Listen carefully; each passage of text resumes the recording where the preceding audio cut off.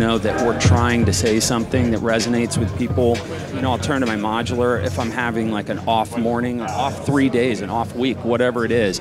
You know, I'll sit with my ARP 2600 and my Euro rack and, you know, a bunch of old vintage modular stuff, and I will just stockpile recording after recording after recording, and I keep things really organized. You'd never be able to guess that, I'm sure. But it's really helpful in finding things.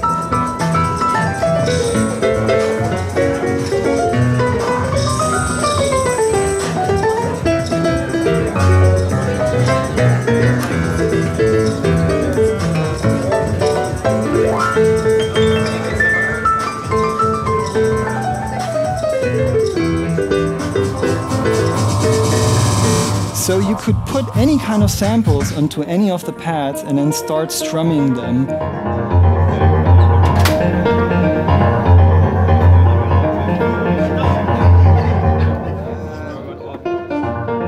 The first one this year was at Awakenings Festival, and then I did this hardcore chop up and then handed it over to you, and like the crowd reaction was like, whoa! Rebecca's reaction was, whoa!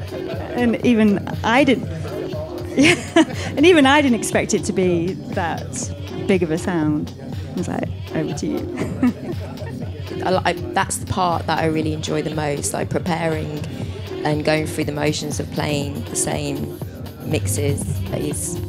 It's good, it's solid, you know, it works, but for me as a performer, and you know, I want to be entertained as well, so I really enjoy those moments. They're the highlights for us, I think.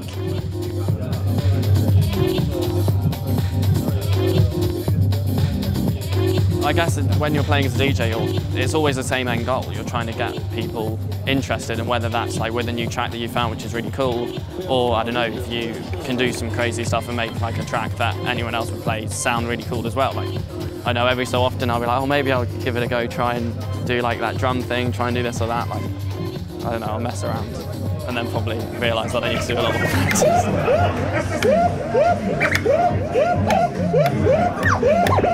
How it feels when you go faster with it.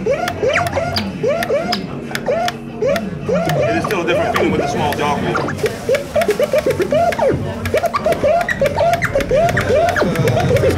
So you can also use external.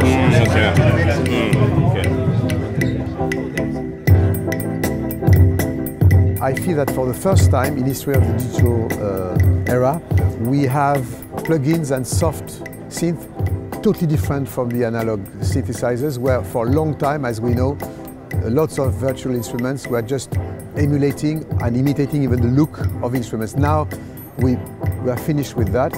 I'm very lucky to have the real analog instruments in gear in my studio. So if I want the sound of a Moog, I'm going to use a real Moog, not a fake Moog. But I know that lots of my analog instruments can't do what lots of instruments such as massive or round or whatever instruments we can think about, virtual instruments we can think about. You can't do that with anything else. And that's really what I like. This is the reason why I think that these days the real luxury is to combine both. Has anyone ever used Massive in their productions? Okay, quite a few actually. Okay, cool. Who hasn't used it? Who hasn't? Lots of you can't decide. But if it's easier for you, why do you have that?